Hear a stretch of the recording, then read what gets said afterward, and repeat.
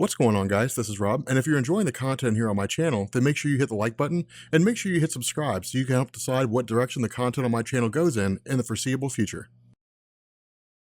Okay, so one of the most common requests that I have is to make a video on the origin of Hulk 2099. That is to say, the Marvel 2099 version of the Incredible Hulk. Now, the reason why this is a different iteration is because the 2099 imprint under Marvel was designed to give us an idea of what the world would look like in 2099. I mean, it really kind of speaks for itself. But the difference here is that for the most part, everything's changed. There are a couple similarities, and there are actually some teams that are still the same. For example, there was Fantastic Four 2099, but that was a last-ditch effort to keep the imprint afloat despite floundering sales, and it was just a time-displaced Fantastic Four team. But like Doctor Doom with Doom 2099 was actually Victor Von Doom. So I mean, there were things that were still familiar there, but like Spider-Man 2099 was a guy named Miguel O'Hara, and Incredible Hulk is a guy named John Eisenhart. Now, his initial appearance actually does not come out of his own solo series, and that's one of the big misconceptions people have, and it's understandable because not a lot of people are aware of the concept of anthology series. If you're new to comic books, what most publishers do, or at least what they did do when they were first coming onto the scene, is they would just launch a whole ton of anthology books. And anthology books are basically just comics that tell a whole bunch of different stories. They're all just these, 5, 6, 7-page independent stories isolated from anything else, and that's it. For example, the original Flash, Jay Garrick, made his appearance in the Flash comics, but it was just like Flash Comics #1, I think it was, and then it was just,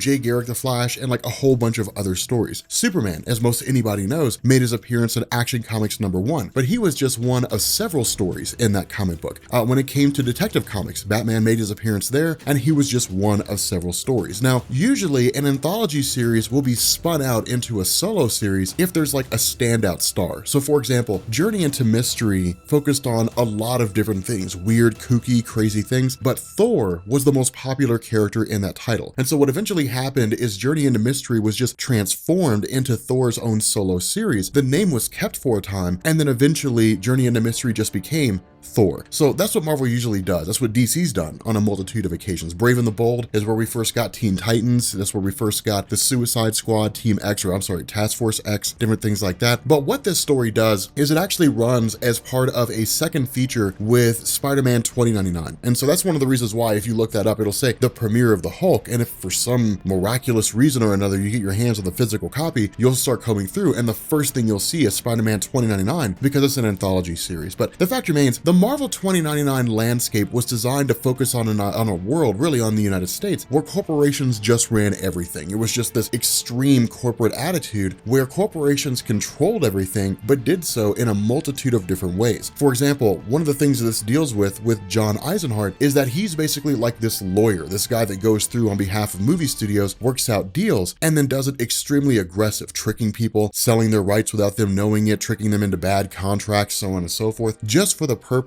of making sure that these production studios gain money. But the idea here is that filmmaking as we know it, which is you going to a movie theater, watching movies, that's a thing of the past. Now it's all virtual reality. You put on a virtual reality helmet and you watch that film by yourself, but you feel like you're actually there. So it's kind of cool here. But what this initially does is it focuses on this idea that John had previously worked out a deal only to have it just kind of pulled out from under. I mean, that's really kind of how that goes. But what this initially emphasizes is what's called the warrior mentality. And that's actually going to directly juxtapose the traditional warrior mentality as we think of it. And it's kind of cool in terms of how all this gets done. But jumping into this, what ends up happening is this movie studio had basically learned of a group that were called the Knights of Banner. And initially, nobody really knew what these Knights of Banner were about. There was just kind of rumors. What this does is it emphasizes the idea that this warrior mentality of John Eisenhart goes directly against the warrior mentality of the Knights of Banner. These are a group of guys who basically just broke off away from the main United States government or United States society because they hated the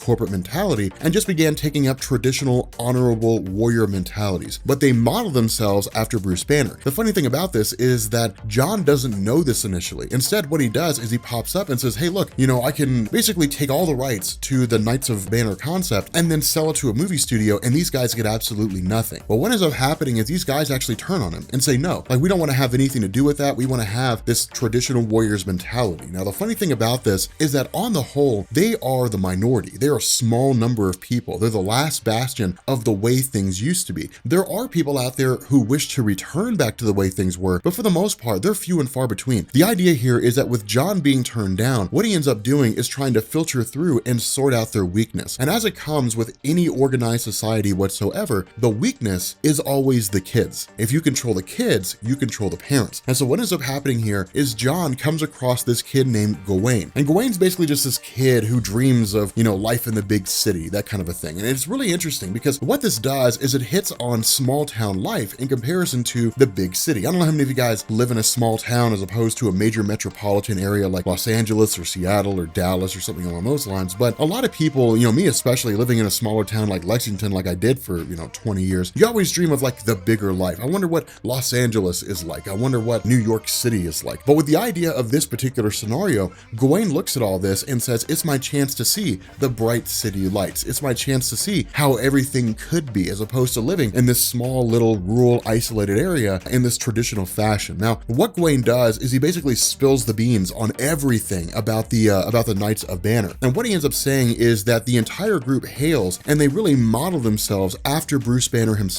More so than that, after the Incredible Hulk concept. The problem with this, as Jon states, is that for the most part, any kind of messing around or anything that has to do with gamma radiation has basically been outlawed. Now, there were a couple reasons for this, one of which Jon hits at, and the other we could just kind of go on our own and sort of take it from there. One of the most notable is the idea that gamma rays were just too unpredictable. I mean, Jon really kind of points out the idea that people who are blasted with gamma radiation react in different ways, and no one really knows how they're going to turn out. The Incredible Hulk is a really good example. Under normal circumstances, the Incredible Hulk just couldn't be controlled. And a lot of it was because of how the Hulk viewed the world. I mean, you have to keep in mind, imagine that you have split personalities, and imagine that one personality just takes over. Well, you're going to have these giant chunks in your mind where you're not going to remember anything that happened because you weren't the dominant personality. You can't access the memories of that personality. It's almost like your mind is compartmentalized and there are rooms that you just can't access. When it came to Bruce Banner and when it came to the Incredible Hulk, the idea was that when Bruce Banner was in control, the Incredible Hulk, depending on who was writing the story at the time, would not remember anything Bruce Banner was doing. When the Incredible Hulk was dominant, Bruce Banner would not remember anything the Incredible Hulk had done. Now, the reason why I say different writers is because some writers take certain liberties. Some writers say, well, Bruce Banner's always subconsciously keeping the Hulk in check, and so he always knows what it is that the Hulk is doing. Other times, there's been stories like World War Hulk, for example, where Bruce Banner and the Incredible Hulk both agree on the Hulk's ideology, and Bruce Banner just kind of relinquishes control. But then if you go back and you read Incredible Hulk stories from the 80s, from the 90s, the idea is that Bruce Banner doesn't know what the Hulk is doing. The other half of this equation is that when it comes to the Marvel 2099 universe, or I guess this future, the last man standing, the lone gunman, the one guy who's willing to stand up to everything, is something that can't be tolerated. And the reason why is because all it takes is one person to inspire an army of people, one person to be a martyr. It takes that one guy who's willing to stand up and say, the world we're living in is not the way things should be. We're living in this dark, sinister place where corporations run everything. We have to take them down. Corporations will respond by killing him. That guy becomes a martyr, and suddenly these corporations have to battle all of society who stands up and says, yeah, that guy was right. Things don't need to be this way. And so if you nip all that in the bud, you keep people like,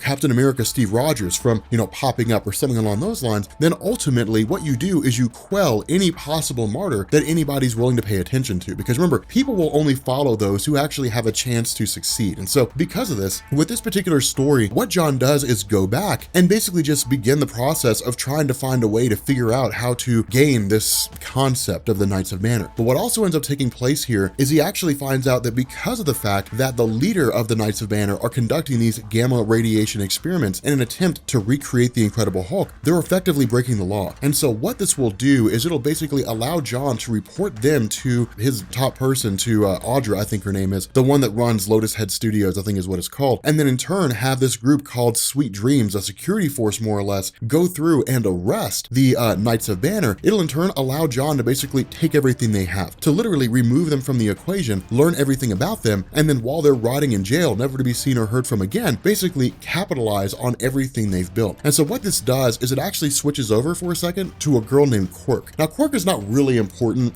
for the sake of this story, but it is kind of a cool thing to point out here because this again hits home at the idea that not everybody's happy about everything that's going on, about the current world they live in, this corporate attitude where corporations run virtually everything. But what we also end up finding out is that in the songs that she's been releasing, that these corporations have been throwing in subliminal messaging. And so where Quirk herself has basically thrown in this idea of saying, hey, look, I'm singing songs where I'm talking about standing up to the system, where I'm talking about walking away from the way things need to be, overthrowing all these corporations. This hits home at her love of the 1990s. And what she actually does is draw on names like Madonna, Ice-T. And the reason for this is because of the fact that Madonna was very rebellious for her time. She really just kind of took women who normally not really walk these traditional roles, but basically said, hey, look, go do what you want, when you want, how you want. When it came to Ice-T, Ice-T made songs where he talked about life in the inner city. I mean, there were a lot of different things, a lot of different songs that were coming out at the time that simply made people feel uncomfortable. They made them feel a little off because it went against the view of the world that they had at the time. And so because of that, this girl Quirk is trying to bring that entire concept back. The problem with this is that she's not singing songs out to a society that may or may not listen. She's singing songs out to corporations that are actively trying to quell sentiment just like that. And so what this does is this basically continues to bring down a massive amount of heat until it gets to the point where corporations have had enough. And so what ended up happening here is John Eisenhart basically came to the realization that this Sweet Dream security force was tasked with the role of taking out Quirk. Now what this does is this coincides with John's desire to basically solve all these problems, to fix all these things. Because what this ends up doing is it really kind of jumps back to the modern day. What we end up finding out is that this segment of the story actually deals with him once he's already the Incredible Hulk from 2099. Now, the idea here and the reason why he's basically taking up this role to protect this girl named Quirk goes back to when he first became Hulk 2099 in the first place. And what we end up finding out is that his intention to report the Knights of Banner to Sweet Dreams was designed to basically have them arrested, but to have them arrested peacefully. What ends up happening here is that the Knights of Banner actually stand up and say, we will not go without a fight. And this basically leads to an absolute bloodbath. The Sweet Dream security force kills them all. Now, this is the motivation for why it is that John decides to save Quirk, because he's seen what happens when Sweet Dreams is tasked with going in and just eliminating a threat. They kill everyone. They don't take prisoners, they kill them all. Anybody who's around that general vicinity, anybody who could be a witness, they all end up getting killed. And so because of this, the only person who really survives this massive, massacre is Gawain himself. And in an attempt to basically get revenge for, the death of the various members of the Knights of Banner, what ends up happening here is he races back to this, experimental machine with regards to this gamma radiation. And of course, John follows him, John grabs him, pushes him out of the way, and John's blasted with gamma radiation. And so what this does is it transforms him into the Hulk from 2099. And now, one thing to keep in mind, when it comes to Marvel releasing a different iteration of a character, they always try to find some way to make them different. And the reason why is because of the fact that if they had just transformed John Eisenhart into the Incredible Hulk, and he was basically identical to the Incredible Hulk from the main Marvel universe from the modern day, readers wouldn't really have a reason to check it out. Their philosophy would most likely be, if I'm going to read a story about the Incredible Hulk, I'm going to read the one I know about, not the one that I don't know about. And so because of this, Marvel gave a few differences. Of course, the physical appearance is one of the most striking differences between John Eisenhart Hulk and Bruce Banner Hulk. But some of the other differences here is the mentality. Whenever John Eisenhart transforms into the Incredible Hulk, which he can do at will, he maintains his mental faculties. Now, as time progressed, that began to go away. Marvel began to bring John Eisenhart closer in line with the classic Incredible Hulk, which basically resulted in a fractured psyche. The difference here is that unlike Bruce Banner, who's largely just kind of trying to make his way and be a good guy, and the Incredible Hulk, who may or may not be a good guy depending on the story, the Hulk 2099 was actually a good guy, and John Eisenhart basically became this ruthless villain in a lot of different ways. And so the result of this is that in this moment when he transforms into Hulk 2099 and realizes the power that he possessed, he literally becomes a one-man wrecking crew. Much like the classic Banner Incredible Hulk, John Eisenhart's strength increases as he gets angrier, and so that remains the same. That part keeps going. His invulnerability is almost on par with the classic Incredible Hulk. His healing factor, almost on par with the classic Incredible Hulk. In a lot of ways, they are almost identical. And so because of this, in this moment, what this does is it leads to Quirk watching all these events unfold, this massive attack, this massive explosion, when he shows up after intending to basically rescue her, take her away. And when the question's asked,